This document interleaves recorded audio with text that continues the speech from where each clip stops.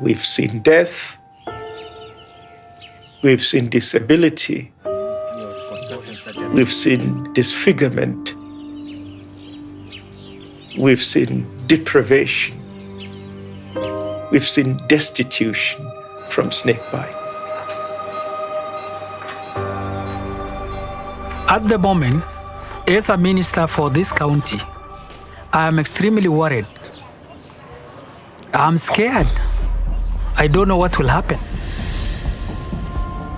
It's a daily reality, a race to traverse the isolated, rocky, and unforgiving terrain, all the while knowing treatment may be hours or days away.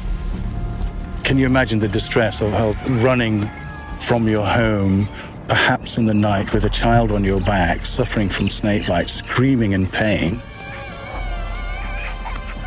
And when you finally flag down a passing vehicle in hopes of making it to the hospital, will the hospital even have the antivenom needed to save your daughter's life?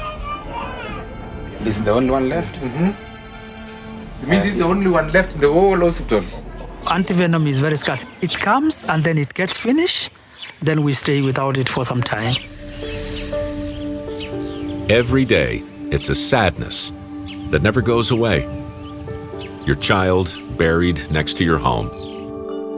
Yet another young life taken during the night. And the sister left behind met her fate from the very same cobra that slithered into their bed.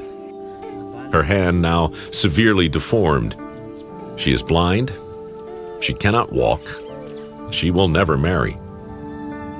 An innocent victim without the chance of a productive life. Every day, it's devastation without end. A coconut farmer in southern India who can only watch someone else climbing the trees he once climbed.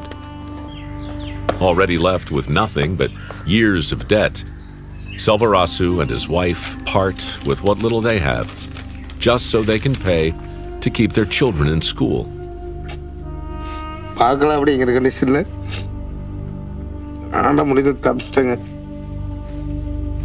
Most victims of snakebite are amongst the most impoverished levels of the community.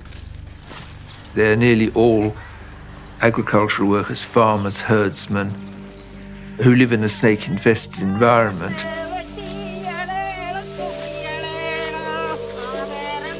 And the city dwellers may be genuinely ignorant of the plight of people who live perhaps only a few miles away and who are the food producers for the country.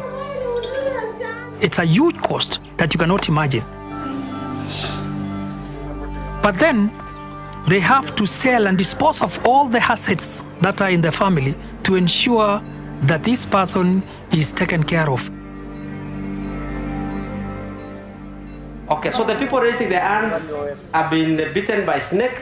All around the world, like at this community gathering in central Kenya, the voiceless cry for help. But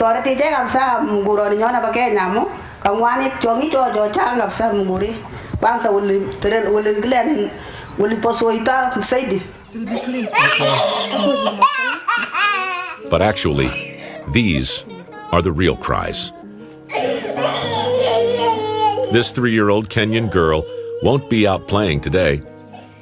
Instead, one of the multiple visits each and every ongoing week to treat her wound. In a few months, she will undergo a major skin graft. Many major health challenges of the past are now being dealt with subsidised treatments. The world has the capacity to deal with these problems. We've got neglected tropical diseases that are no longer being neglected, and that's important. But today, 342 snakebite victims across the tropics are going to be taken from their families. We know 125,000 people die each year from snakebite. And 2 to 3 times that number are left without limbs. They're maimed, disabled, or permanently disfigured. And those are the people who actually make it to a hospital to be counted. Whatever the numbers may be, the true figures go beyond any data, beyond any study. The only way you can truly understand snakebite is to walk into any hospital or any village. Everybody knows somebody who's had their lives turned upside down. Snakebite is something that they fear more than malaria or tuberculosis, or in some cases, even more than HIV/AIDS.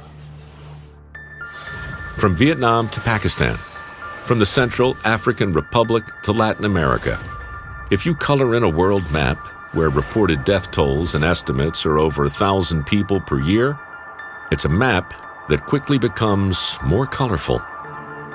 And if you add the countries with 50 or more deaths a year, suddenly the magnitude becomes clear. If we are to save lives, our limbs, this is the time for the whole world to wake up to this important problem that has for many years lingered with no interest.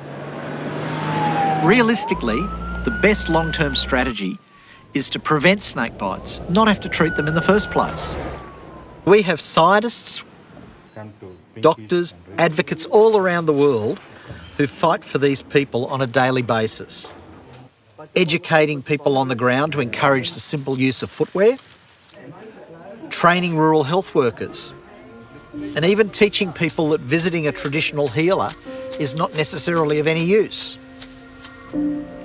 And of course, we have effective and affordable antivenoms that have been developed and are making huge differences in places like West Africa, Latin America, even here in Papua New Guinea.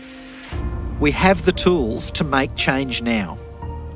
It is about time that snakebite is stopped being ignored by the world.